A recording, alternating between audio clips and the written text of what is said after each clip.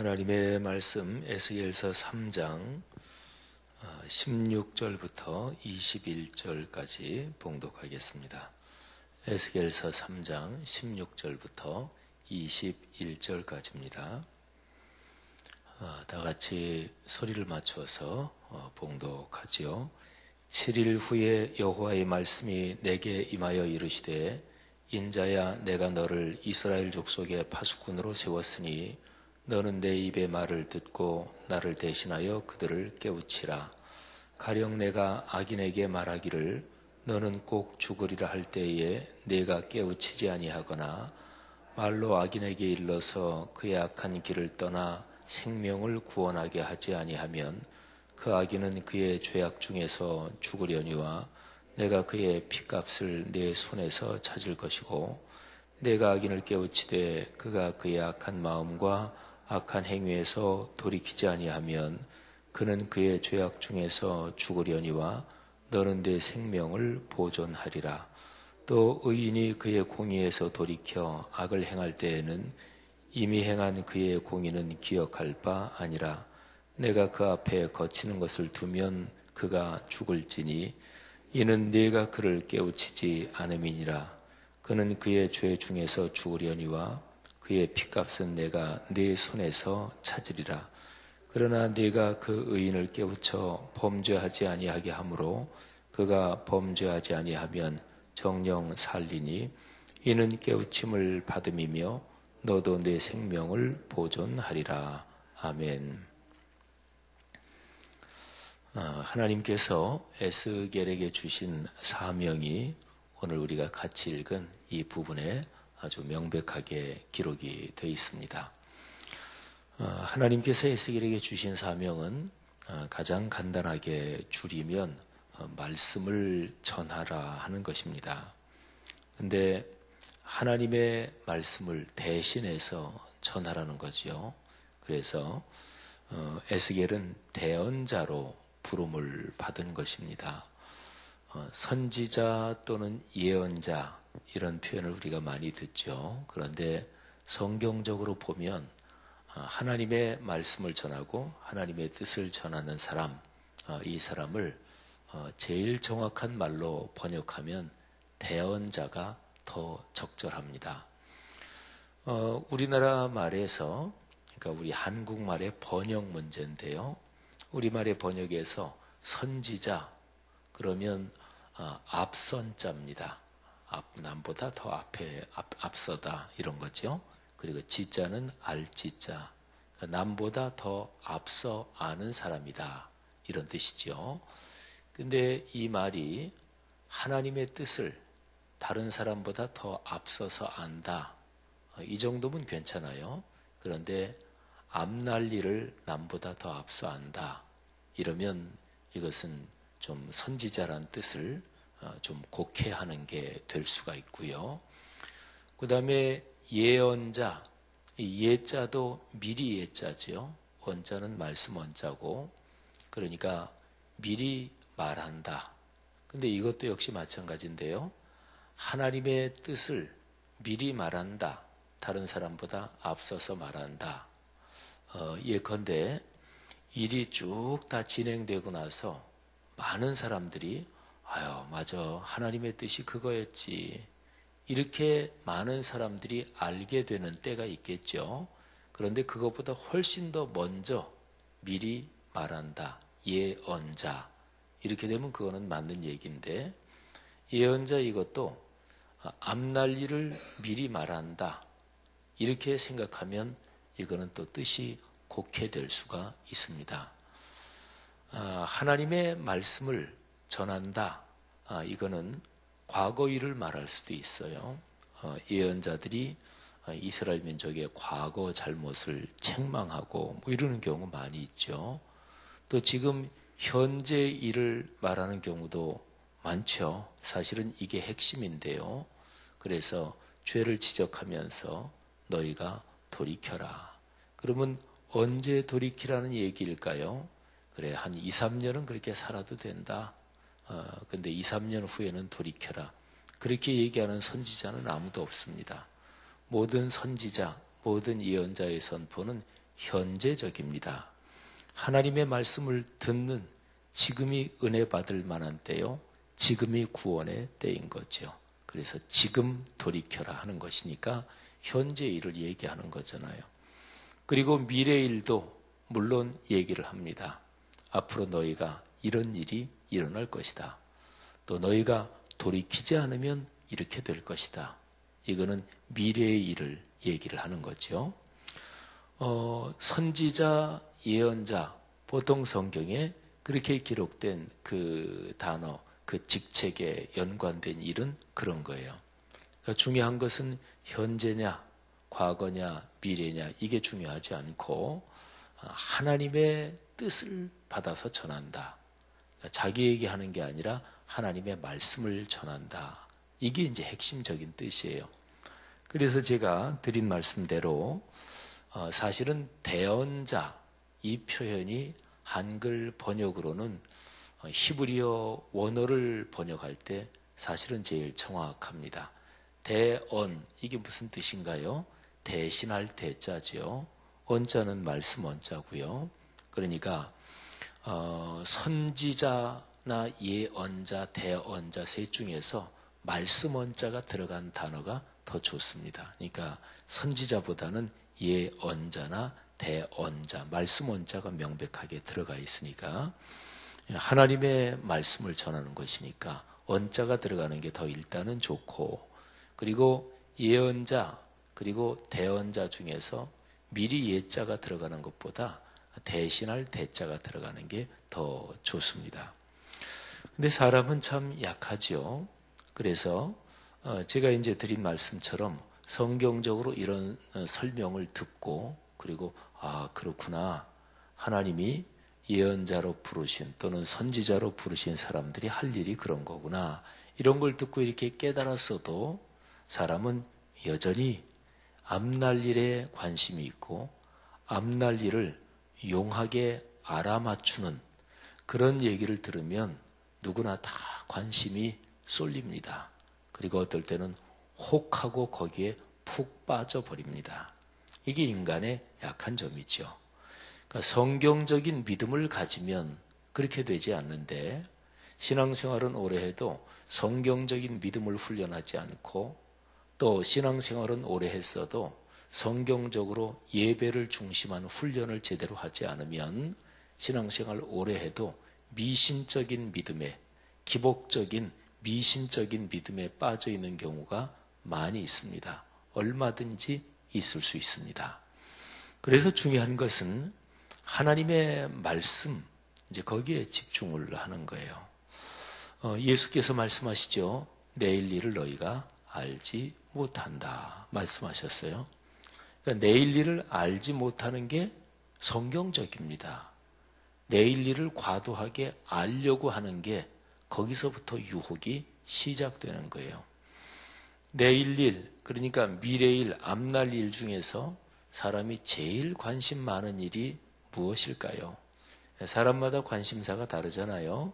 그러니까 어떤 사람은 이런 데 관심이 있고 어떤 사람은 저런 데 관심이 있고, 근데 인류 공통으로 모든 사람이 다 관심 가지는, 따져보면 그래, 사람이 앞날 일에 대해서 관심을 많이 갖는데 이게 공통점이지 그런 게 무엇일까요? 그거는 따져보면 결국 세상의 종말입니다. 그래서 진짜로 지구가 종말에 이른다 이러면 이거는 누구나 다 관심사예요. 1999년에서 2000년으로 넘어가는 때 그랬어요. 그죠?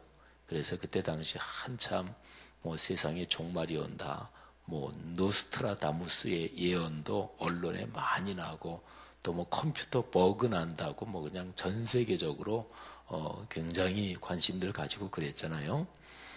근데 모든 인류의 공통적인 미래에 대한 관심사, 말하자면 세상의 종말, 그거를 예를 들어 보면 거기에 대해서 예수님이 아주 명백하게 금지하셨어요. 내가 언제 올지는, 세상의 종말이 언제 올지는 아무도 모른다. 아예 못을 박아 놓으셨어요. 마가복음 13장 또는 사복음서 전체에 아주 명백하죠. 그러니까 누가 세상의 종말에 대해서 이렇게 얘기하면 그러면 그거는 저 사람 잘못됐구나 그렇게 생각하시면 돼요. 그게 기준이에요. 예수님이 얼마나 명백하게 못 박아 놓으셨냐면 아무도 모른다 그렇게 얘기를 하시고 천사들도 모른다. 천사도 몰라요. 세상의 종말의 시점은. 그 다음에 심지어는 이렇게 얘기하셨습니다. 아들도 모른다. 그러니까 예수님 자신도 그분이 이 세상에 사람 몸을 입고 계시는 동안은 예수님도 모르신대요. 아버지만 아시느니라. 명백하게 성경에 기록이 되어 있어요. 혹시나 이런 얘기를 듣고서도 누가 종말이 언제 온다 뭐 이런데 관심이 쏠린다. 그러면 자기의 신앙이 심하게 망가졌구나 이렇게 보시면 됩니다. 혹시 그런 사람 중에서 모태신앙이고 또는 신앙생활 40년 50년 한 사람이 있다. 그러면 40년 50년 했어도 신앙훈련 잘못 받았구나. 신앙생활 잘못된 방향으로 했구나. 이렇게 생각하시면 돼요. 왜냐하면 성경에 아주 명확하게 기록되어 있는 것을 얘기하는 거잖아요. 그러니까 해석이 필요하지 않은, 성경에는 해석이 필요한 구절이 있어요. 이렇게 해석하면 또 그런 것도 그렇게 해석할 수 있겠다. 또 다르게도 해석할 수 있겠다. 그런 게 있어요.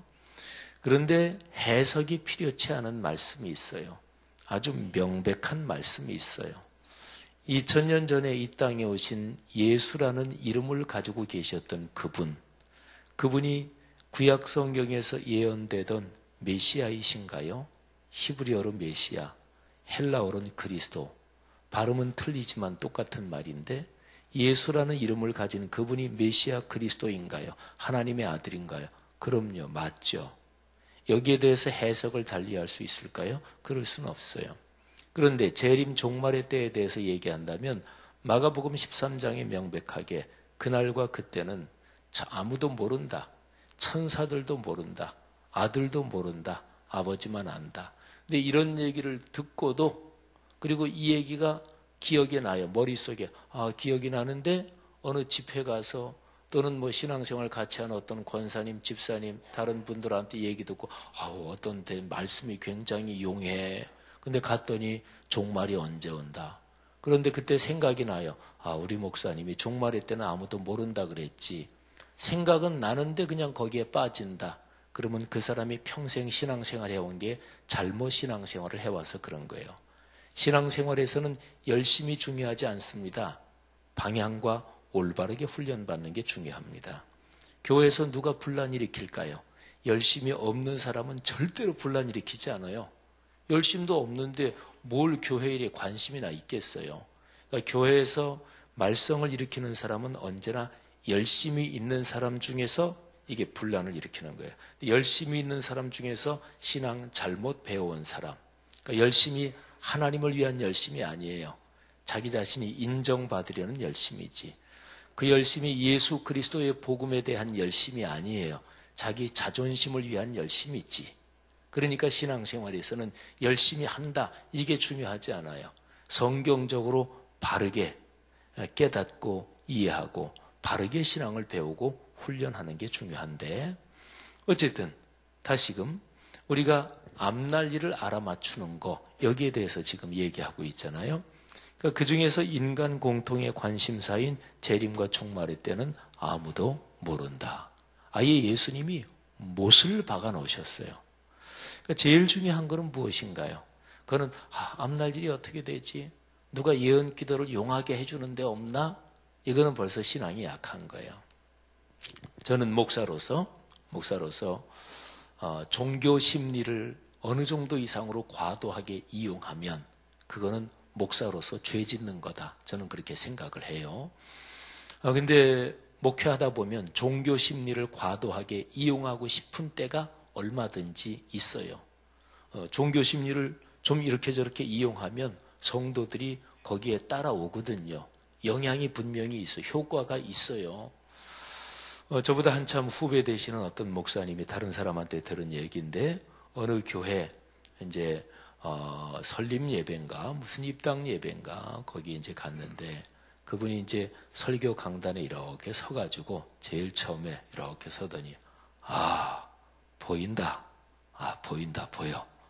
이 교회는 잘 될 게 보입니다. 이랬다는 거예요. 근데 이제 우리 목사들끼리는 알아요. 또 그 목사님이 어떤 사람이라는 것도 알고 그 종교 심리 이용해서 지나친 거예요. 보인다. 목사가 탁 서가지고 보인다. 보여. 야, 이 교회는 잘 될 게 보인다. 그러면 성도들이 어떻게 생각하겠어요? 신앙생활 오래 한 사람들 뻔히 알죠? 저분이 뭔가 보는 모양이다. 그렇게 수부리는 거 아니에요. 신앙생활에선 제일 중요한 게 진실한 것입니다. 그리고 신앙생활을 그런데 자꾸 따라가도록 그렇게 신앙생활하면 자기 신앙이 절대로 성장 안 돼요. 그러니까 어떤 사람에게 매이죠. 사람에게 매이는 게 아니고 성경 말씀을 중심으로 따라가는 거예요. 사랑하신 여러분, 오늘 여기 말씀에서 제가 말씀이 중요하다는 것을 지금 설명을 한 거예요. 그러니까 성경에 기록된 대로 말씀이 중요하다. 선지자, 예언자라고 하는 사람들은 무엇인가? 그건 하나님의 말씀을 대언하는 사람들이죠. 자, 그러면 에스겔이 선지자 또는 예언자로 부름을 받아요. 하나님께서 에스겔에게 너는 말씀으로 사람들을 깨우쳐야 된다. 이스라엘 족속의 파수꾼으로 너를 세웠다. 내 입의 말을 듣고 나를 대신하여, 여기 대신한다는 얘기가 나오잖아요. 그죠? 대신하여 그들을 깨우치라. 하나님을 대신해서 말씀으로 깨우치는 사람, 그 사람이 선지자, 예언자 또는 대언자입니다. 근데 18절, 19절, 18절, 19절 두 절에는 악인한테 말씀을 깨우쳐야 된다. 그리고 20절, 21절 두 절에는 의인한테 말씀을 깨우쳐야 된다. 의인이 예를 들어서 죄 짓는 길로 나가게 되면 그 의인한테 말씀을 전해서 깨우쳐야 된다. 그러면 보세요. 말씀을 누구한테 전해서 깨우쳐야 되나요? 악인, 그리고 의인. 세상 모든 사람을 아주 단순하게 둘로 나누면 악인, 의인 이렇게 나눌 수가 있어요. 시편 1편이 바로 그런 내용을, 구조를 또 담고 있죠. 악인은, 의인은 이렇게 그런 내용을 담고 있잖아요. 그러니까 여기에서 두 절은 악인에게 하나님의 말씀을 전해서 깨우쳐라. 또 이어지는 두 절에는 의인에게 하나님의 말씀을 전해서 깨우쳐라. 이렇게 말씀하잖아요. 그러니까 다른 말로 말하면 세상 모든 사람에게 말씀을 전해서 깨우쳐라. 우리가 지금 구약 성경 묵상하고 있는 중이잖아요. 신약의 언어로 디모데서의 얘기로 하면은 너는 말씀을 전하라. 때를 얻든지 못 얻든지 항상 힘쓰라. 그리고 땅끝까지 가서 모든 민족에게 내가 너에게 명하는 것을 전하여 가르치라. 그렇죠. 말씀을 누가 들어야 되나요? 사람이면 다 들어야 돼요. 심지어는 말씀을 전하는 중세에 참 깊이 하나님을 사랑했던 분 프란치스코 같은 사람은 새와 또는 나무와 강물이나 이런 데다가도 하나님의 말씀을 전하면서 그들하고도 친구가 됐어요. 그러니까 적어도 사람이면 다 전해야 돼요. 이 세상 사람들 중에서 어느 누가 말씀을 들을 필요가 없는 사람이 있을까요? 또는 나는 신앙생활 몇십 년 동안 해오면서 말씀을 많이 들어서 이제는 더 이상 들을 필요가 없습니다. 이런 사람이 있을까요? 그런 사람은 없어요. 여기 의인에 대해서 얘기를 하면서 어떤 사람이 의인이에요. 근데 죄를 짓고 범죄한 길로 가요. 그러니까 의인도 타락할 수 있다. 죄 지을 수 있다. 그렇습니다. 이 세상 사는 동안은 누구나 다 죄의 가능성이 있어요. 그렇기 때문에 말씀은 누구에게나 다 필요한 것입니다. 구약성경 신명기 6장 4절 이하 쉐마 말씀이라 그러죠. 유대인들이 아침 저녁으로 암송하는 그 말씀의 언어로 얘기한다면 이스라엘아 들으라.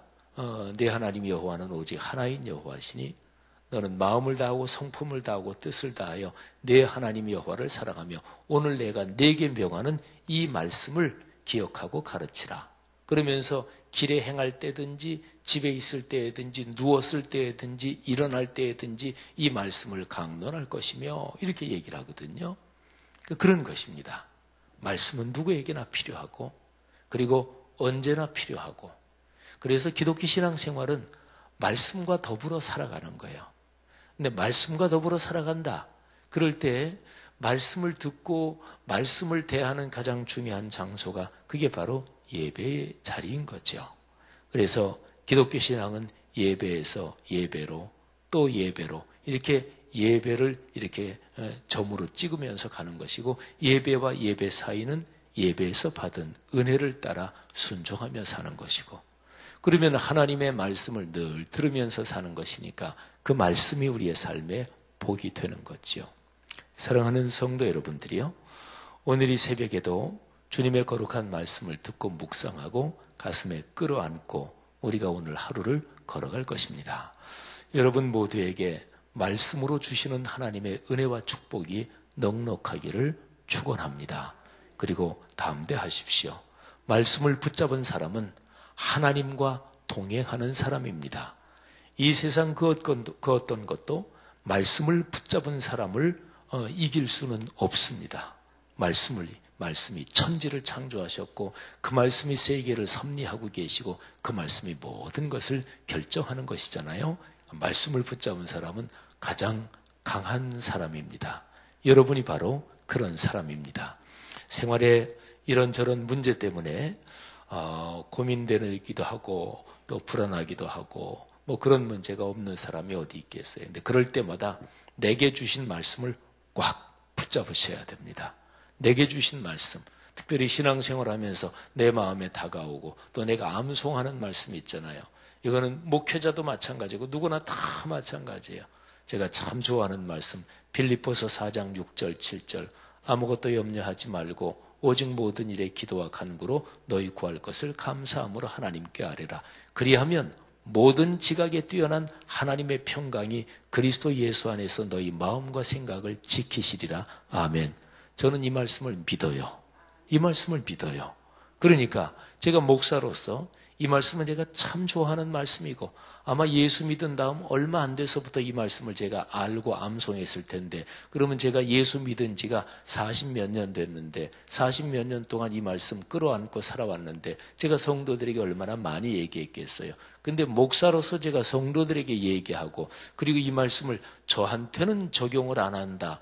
그러면 그게 안 되는 거잖아요. 그잖아요. 우리가 알거니와 하나님을 사랑하는 자, 곧 그의 뜻대로 부르심을 입은 자들에게는 모든 것이 합력하여 선을 이루느니라. 로마서 8장 28절. 저는 이 말씀을 믿어요. 말라기서 3장 10절. 너희 땅이 아름다워짐으로 모든 이방인들이 너희를 복되다 하리라. 믿음으로 이 말씀을 붙잡는 사람, 그 사람의 땅이 아름다워진다는 것을 저는 믿어요. 말라기 3장 보면 하나님께 대한 말씀에 대한 순종을 얘기하고 있어요. 그리고 거기에 대표적으로 11조를 비롯한 헌신이 나와요. 저는 이 말씀을 붙잡는 사람에게 그 사람이 살아가는 땅이 아름다워진다는 것을 믿습니다. 제가 목사이기 전에 한 사람의 그리스도인인데 저희 내외와 저희 아이들 또는 우리 가문이 살아가는 땅이 아름다워질 것을 믿습니다. 그렇습니다. 말씀을 그렇게 붙잡고 살아가는 거예요. 오늘 하루도 그런 복된 날 되실 것입니다. 하나님이 여러분을 사랑하십니다. 축복하십니다. 성경적인 올바른 신앙을 붙잡고 복된 날 되시기를 주님의 이름으로 축원합니다. 하나님 아버지 은혜 감사합니다. 거룩한 말씀의 능력이 우리와 같이 계심을 감사합니다. 이 새벽 예배에도 주의 거룩한 말씀을 주시니 꽉 붙잡았습니다.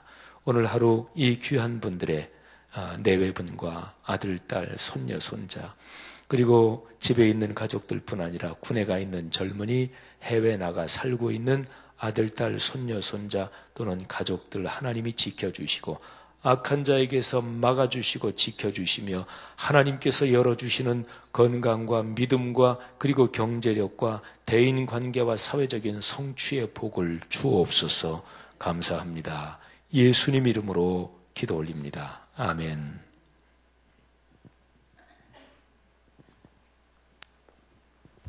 귀한 말씀 감사합니다. 오늘 같이 드리실 공동기도문 예배입니다. 우리 예배를 받기에 홀로 합당하신 창조주 하나님, 말씀상 공동체가 주님을 예배할 때마다 영광을 받으시고 삼위일체 하나님의 임재와 현존으로 응답하옵소서.